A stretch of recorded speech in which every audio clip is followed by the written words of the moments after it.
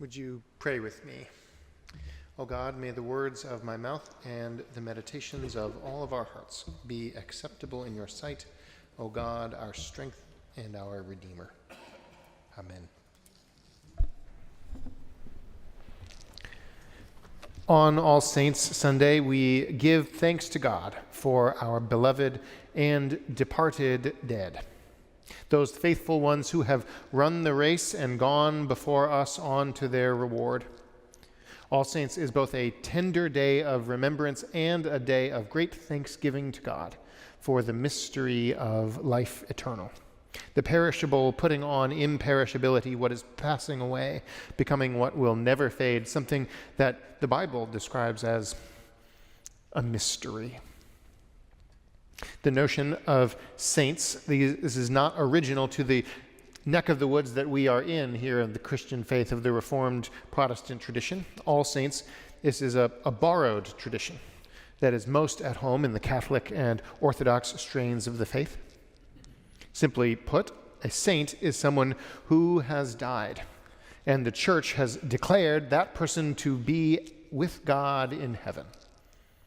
There are different reasons why the church might be so bold as to say with confidence that a person is a saint. One example would be Saint Dismas, the penitent thief who was crucified alongside Jesus and of whom Jesus said, "Truly I tell you, today you will be with me in paradise." The word of the Lord is sufficient reason to declare that someone has gone home to God. However, most people do not get a personal affirmation from Jesus Christ that is recorded in the Bible. In those streams of the church with a rich tradition of saints, there is the practice instead of entreating the saints in prayers. This is how a person has come to be known as a saint. I might pray to Saint Philomena if my child is sick, or to Saint Joseph of Osimo for safety during air travel. Those saints are close, oh so close to God. And so perhaps I might entreat a saint to join in my own prayers, join their prayers to mine. Perhaps a saint might take my prayers and wing them to the very heart of God, and in the power of the Almighty, the world might see a wonder. This is to say, a person is reckoned a saint because of a miracle in the world.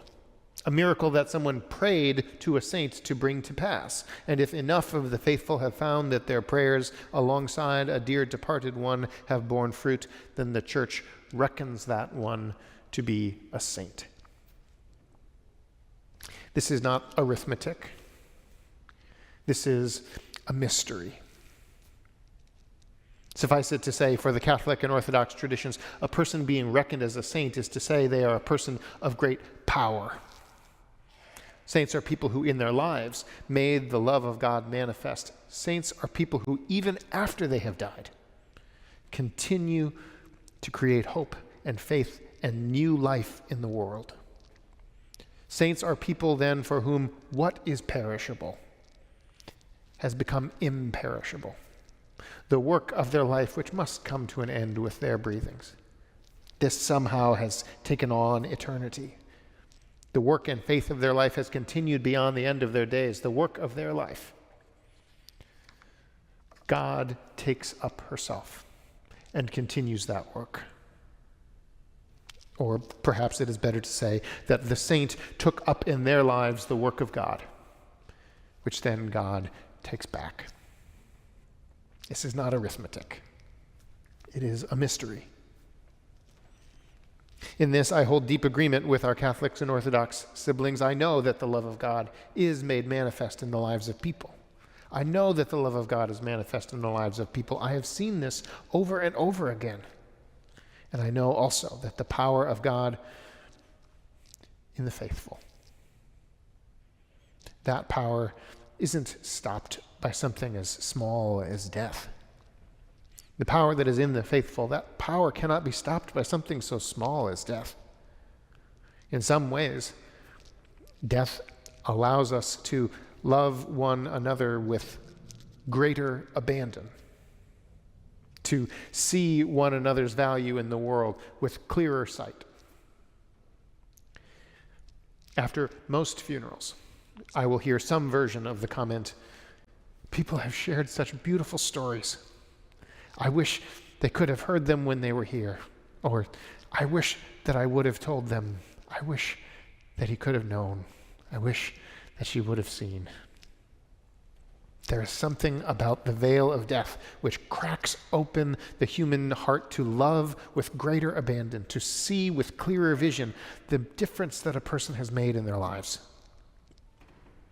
To be clear, there is no need nor any wisdom in waiting to say wonderful things about your dear ones after they have died. Say those wonderful things today. And also, death cannot stop us from loving one another, from being inspired by one another. Death does not stop a person's legacy and the meaning of their life from continuing to flourish. That's not how any of this works. I see it all the time. The power of the faithful to make manifest the love of God, that power cannot be stopped as something as small as death. The perishable putting on imperishability. In your own prayers, do not neglect remembering the saints.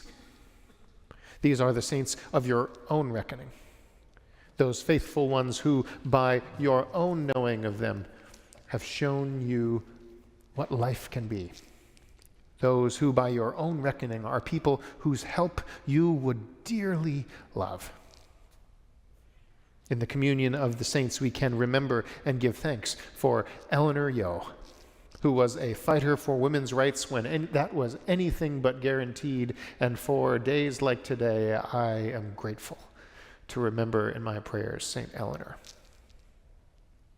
In the communion of the saints, we can remember and give thanks for Ralph Watson, his great heart for those who live on the streets, and as desperation grows more desperate, I am grateful to remember St. Ralph.